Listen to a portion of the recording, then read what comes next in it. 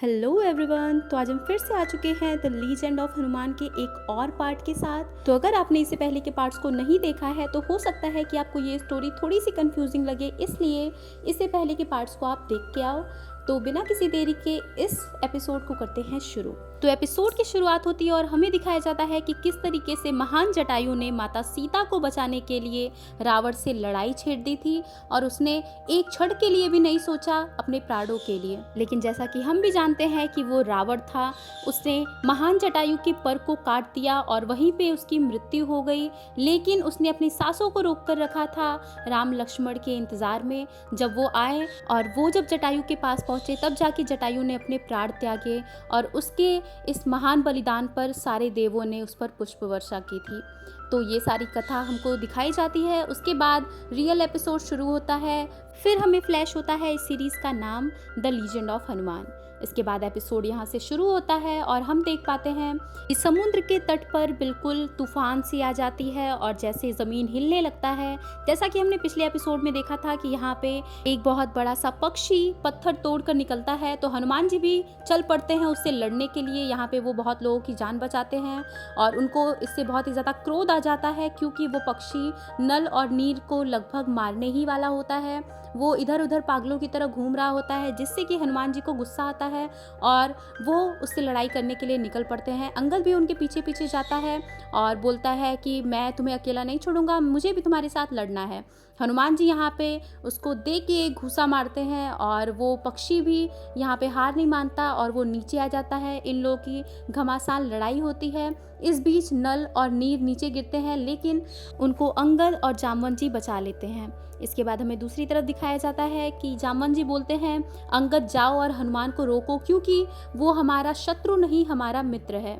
इसके बाद हमें पता चलेगा कि ये आखिर में है कौन। हनुमान जी उसके ऊपर पत्थर फेंकने वाले होते हैं, लेकिन अंगद आकर उन्हें रोक लेता है और वो बोलता है कि जामवंत जी ने बोला है कि इसे मारना नहीं है क्योंकि ये हमारा मित्र है। फिर जामवंत जी आगे आते हैं और बोलते हैं कि हे महान संपाति, क्या तुमने मुझे पहचाना?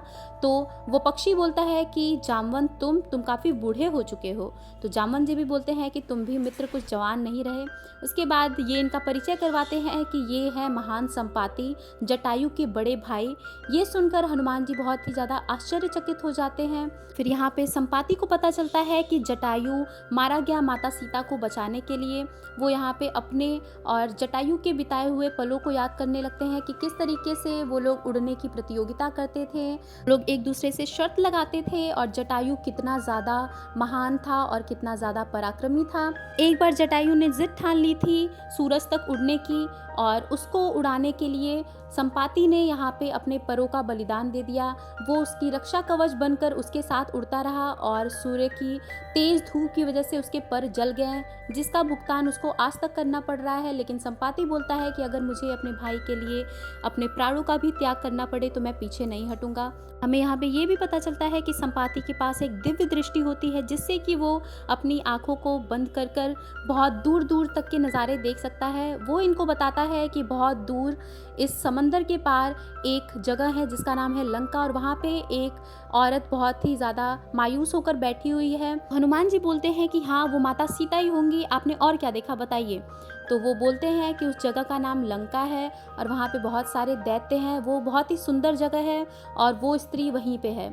तो हनुमान जी को एक दिशा मिल जाती है माता सीता को खोजने की। वो लोग बहुत ही ज़्यादा खुश हो जाते हैं। ये लोग बोलते हैं कि कहाँ है ये लंका, चलो हम अभी जाते हैं और माता सीता को बचा के लाते हैं। लेकिन इनको पता चलता है कि इनको लंका पहुँचने के लिए ये पूरा समंदर पार करना पड़ेगा।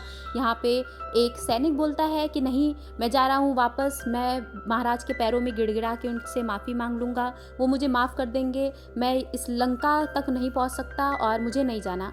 तब वो लोग इसको समझाते हैं कि ऐसा मत करो। संपाति यहाँ पे बहुत ही ज़्यादा दुखी होता है और बहुत ही ज़्यादा क्रोधित होता है रावण के ऊपर। वो बोलता है कि मुझे अपने भाई के पास जाना है और इतना सुनते ही एक अजीब सी शक्ति आती है जिससे कि उसके पर सही हो जाते हैं। वो जब आसमान में देखता है तो उसे अपना भाई जटायु दिखता है, यानी कि जटायु इसको लेने के लिए आया है और अब शायद संपाति की मृत्यु भी निकट है, यानी कि उसको जो चाहिए था उसको मिल चुका। वो अपने भाई से मिल लिया और वो वापस से उसी पल को जीने लगता है जब वो लोग बचपन में द्वंद्व करते थे और साथ में उड़ा करते थे।